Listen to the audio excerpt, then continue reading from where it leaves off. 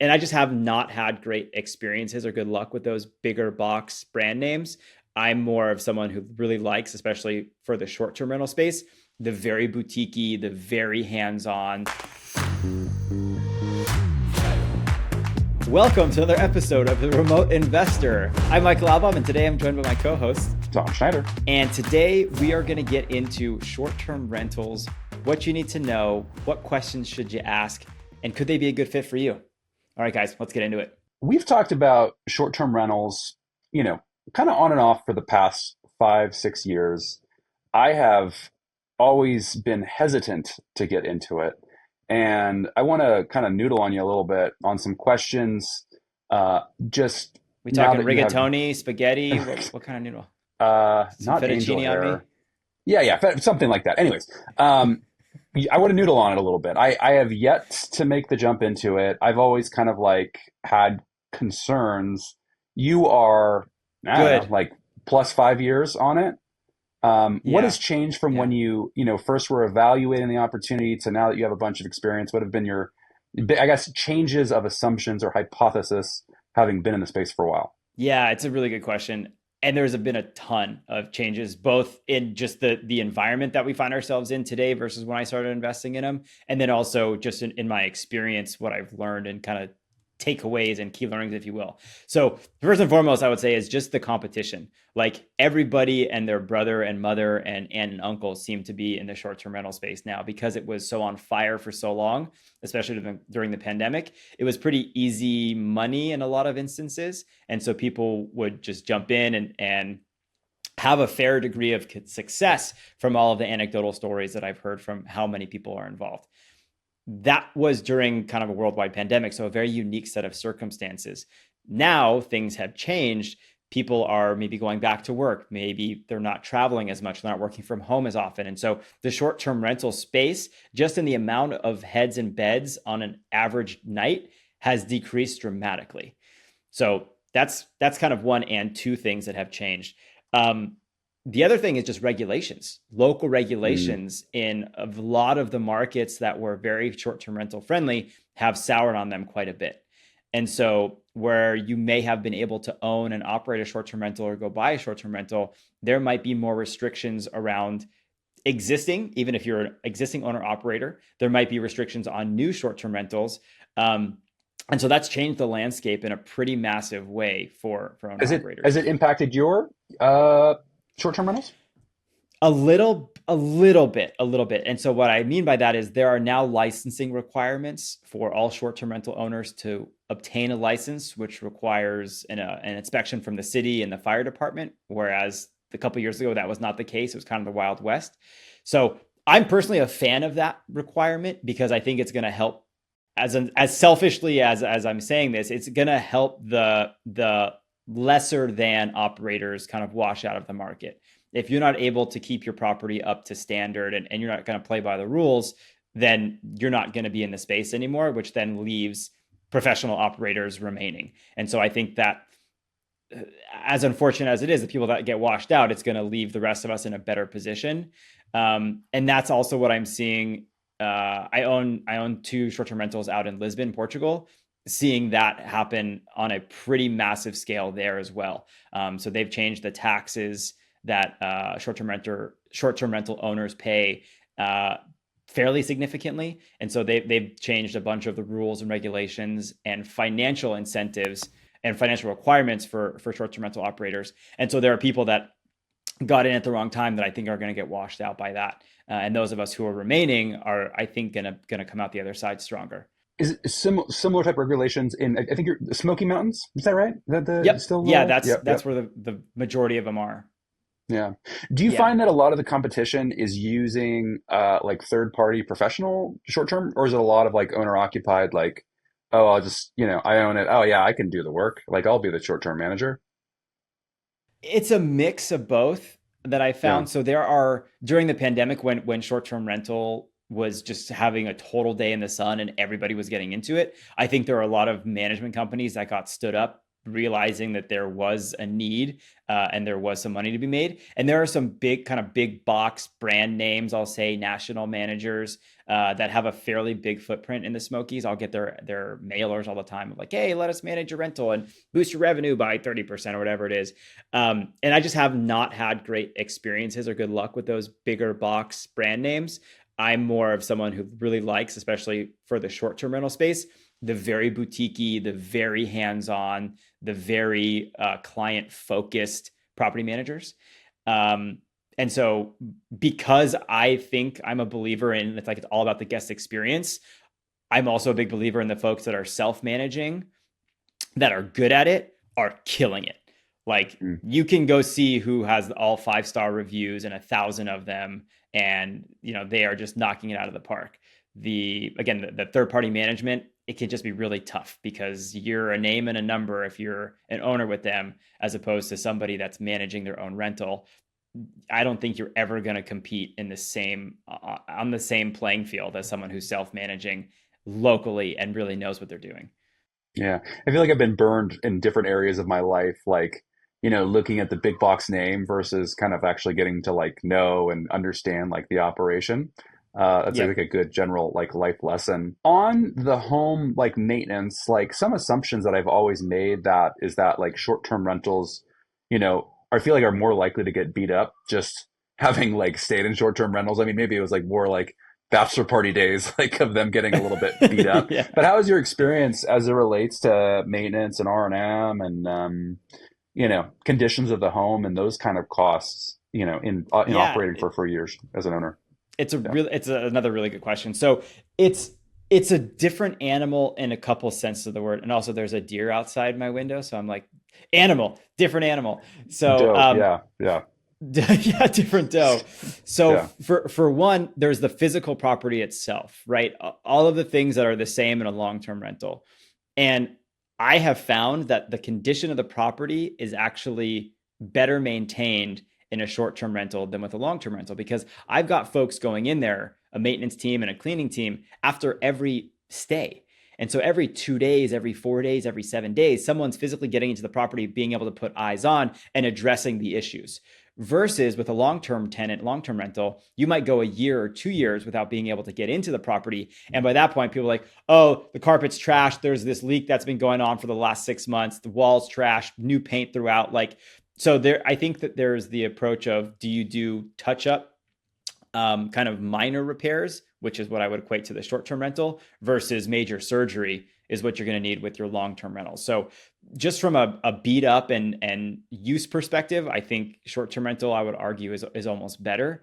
Now, that being said, you do have the furnishings to maintain in a short term rental, which you probably aren't going to have in a long term rental. And so you need new bed sheets, you need new linens, you need new towels, you need new forks and knives and cups and dishware and all those sorts of things because those things break. There is insurance for that through Airbnb. They have like host cover, I think is what it's called. So you can file claims and you can charge tenants or guests for those sorts of things. But that can get a little bit sticky, especially if it comes time to getting a review from them. Like you're probably not getting a good review from someone you charge $200 to repair the couch that they ruined or what have you. So there are more dollars associated with maintaining a furnished property.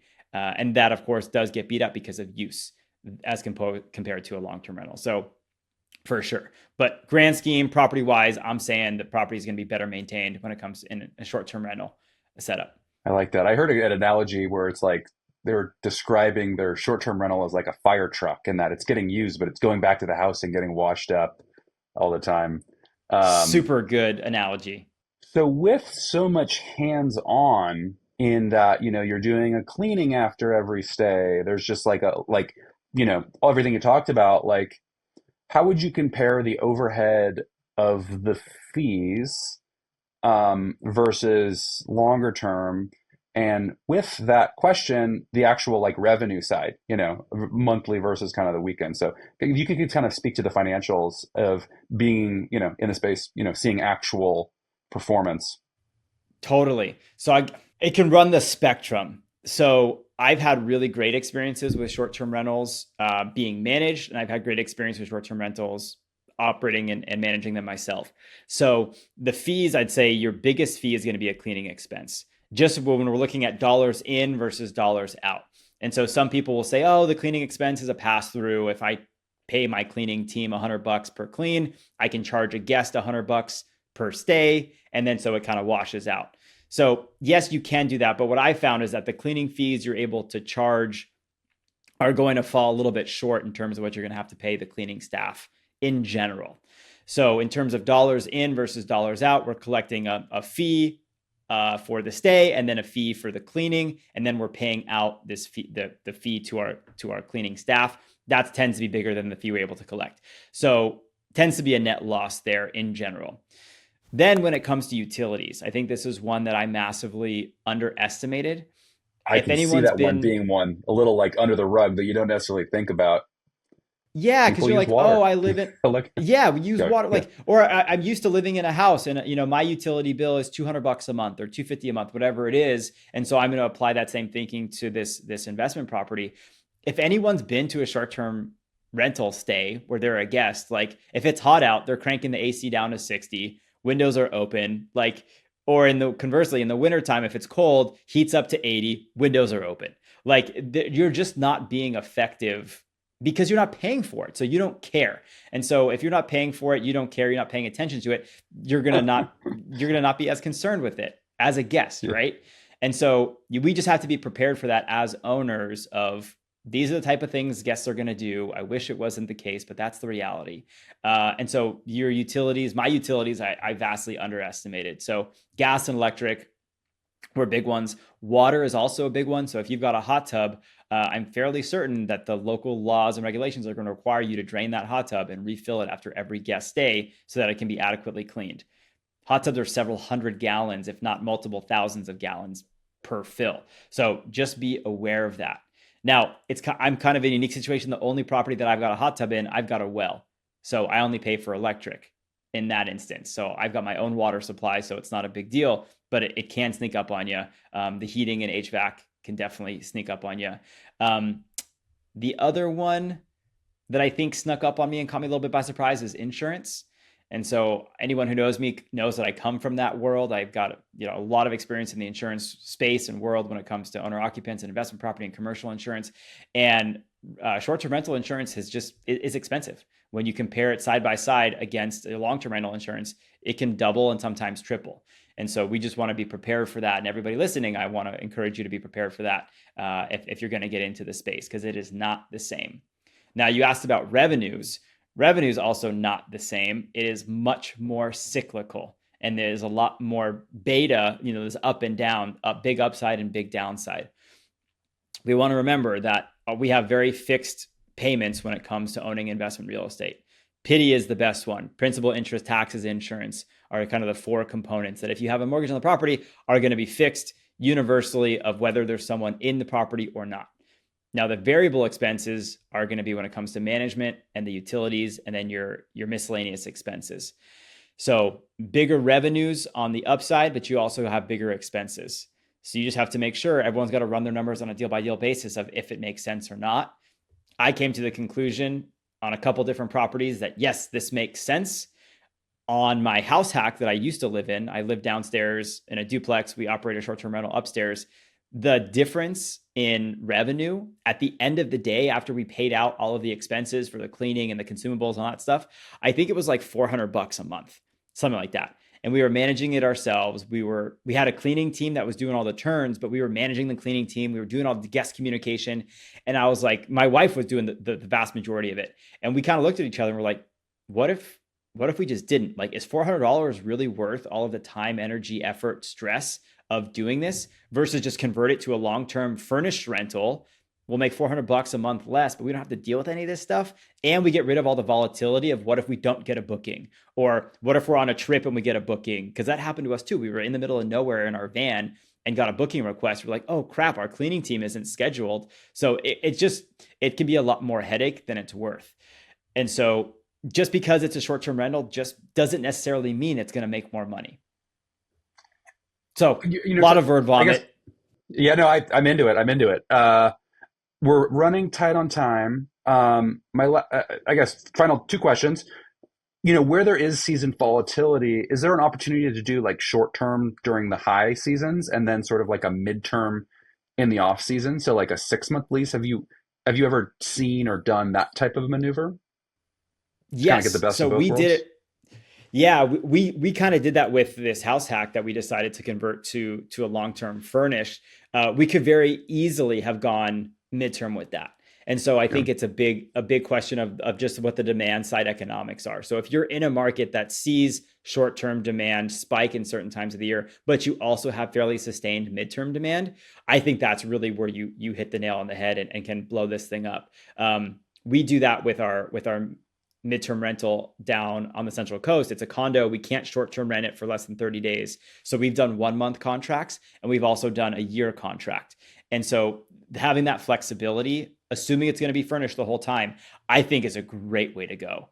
Now, you just want to be careful because the management of that changes fairly significantly.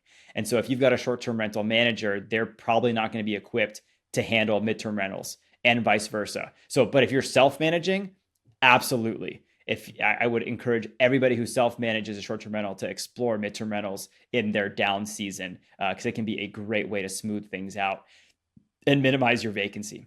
Last question from me. Are you going to do more short term rentals? Based on your experience, do you plan on kind of adding to your portfolio Yeah, of? I'm opportunistic about it. I'm open to it. I just know how much work is involved, even as like the passive owner. There's just a lot more risk involved. So I like the short term rental. I think the big upside is huge when it's done right, but I know that it's challenging to do right. So if I see a property that doesn't work as a long term rental but could work as a short term rental and the upside is pretty huge, yeah, I'm open to it. It's just not something I'm actively pursuing right now, but I've always got one eye on the market for sure. Awesome, Michael. Last 60 seconds. Any final thoughts on short term rental? I think it's great. I think it's an awesome asset class. I think there's a lot of variability that's kind of unknown and doesn't get talked about. And so I would encourage anybody who's listening, go do a deep dive, go learn as much as you can about short-term rentals in your particular market of interest. Because we always say real estate is hyper local. Short-term rental is even hyper more local. And so you could have some counties or some cities within a state that have different rules governing short-term rentals. So the last thing I want to see is somebody go invest in a short-term rental thinking they're going to kill it and find out they can't even operate it as a short-term rental. So go do your diligence, go do your homework, don't get caught off guard, learn from our mistakes, and I'll see you on the short-term rental trail. Awesome. All right, everybody. Well, thank you for listening to this episode and look forward to catching you on the next one. Happy investing. Happy investing.